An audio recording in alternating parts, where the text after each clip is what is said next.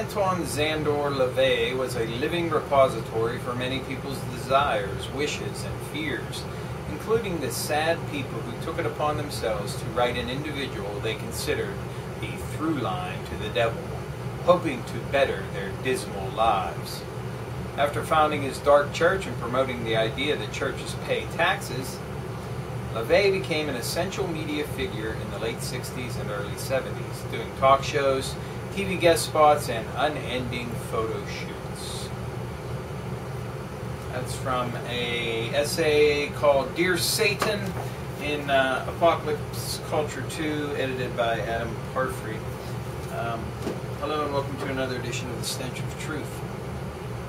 I want to talk in general about the scope of things in a society, because one can see trends and one can embrace certain ideas that are being either supported by the powers that be or being promoted by the powers that be in order to seek an agenda or a final outcome.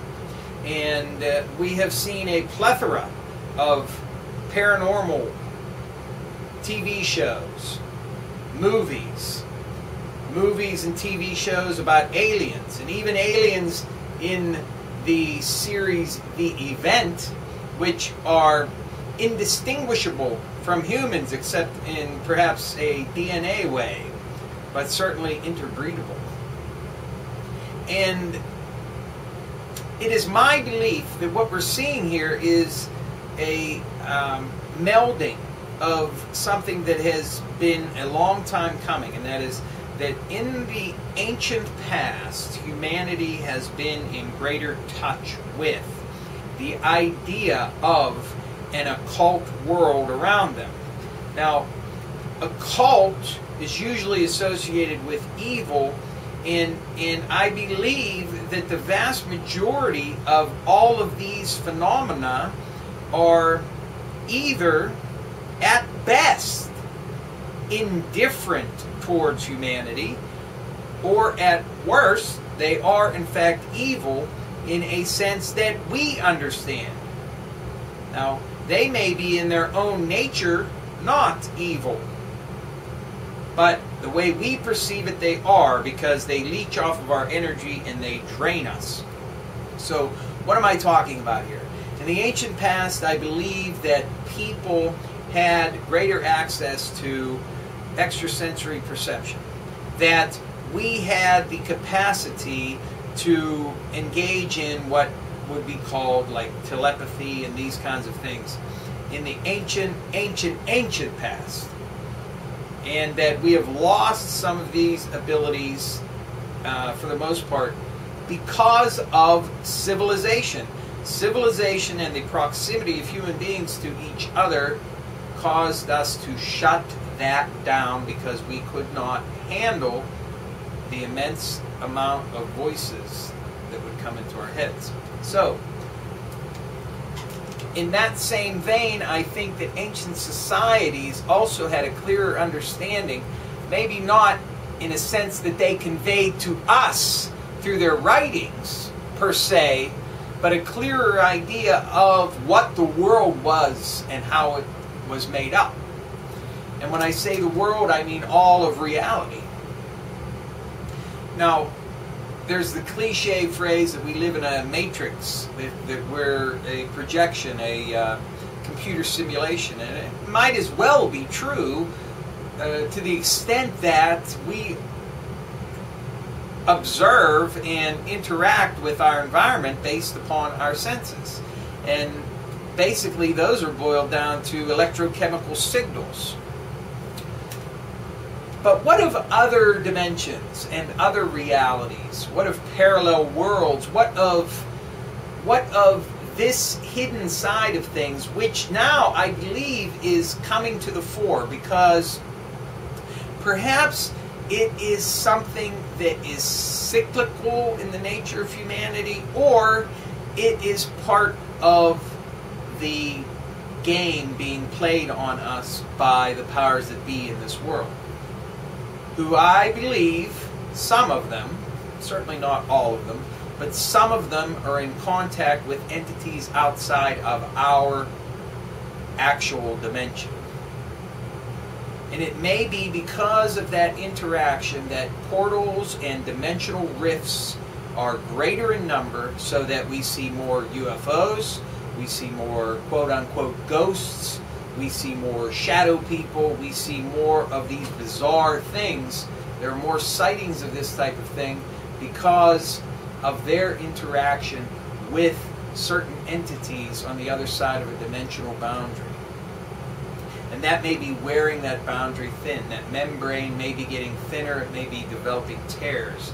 And it could be that because this is being done, that there may come a time whenever these entities outside want to come into our dimension. And if they do feed off of us, as I'm sure some of them do, then certainly coming into this dimension physically, crossing that dimensional barrier, would give them access to a giant cattle farm.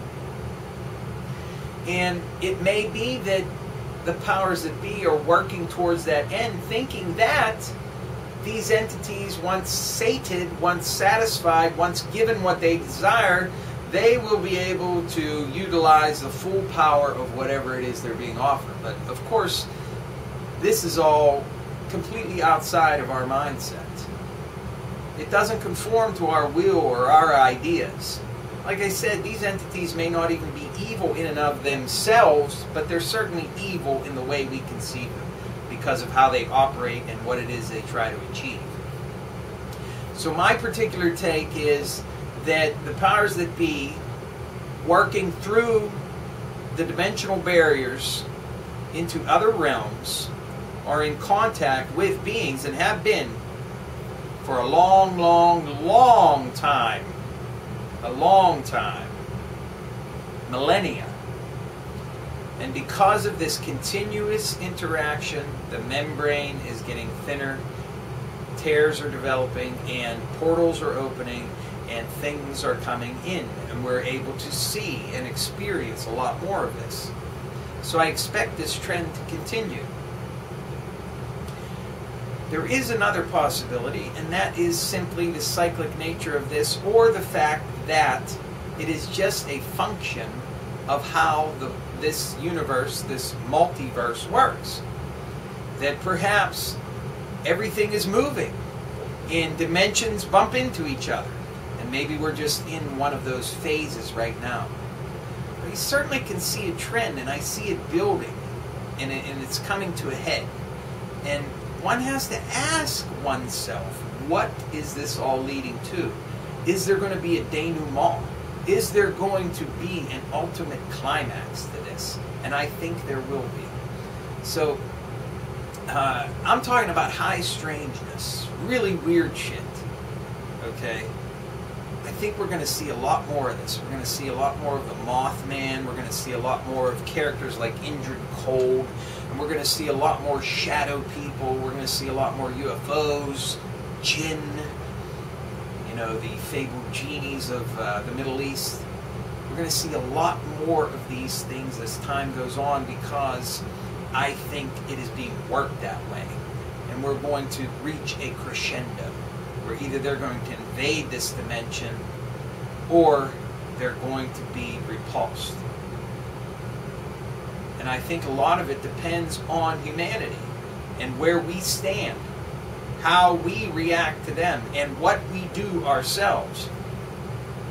Because they obviously observe us, and I think they feed on us in some fashion. I'm talking about certain of these. Certainly there are other worlds that have people very much like us just going about lives very similar to ours.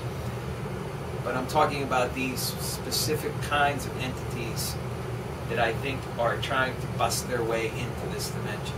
And in that capacity, I think Lovecraft was prescient.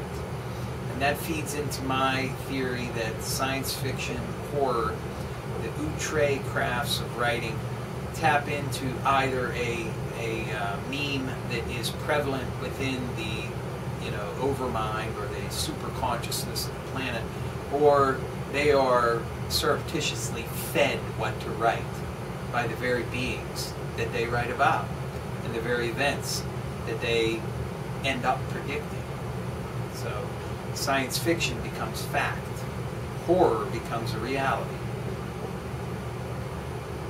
Just some thoughts for today on the outre. Thank you.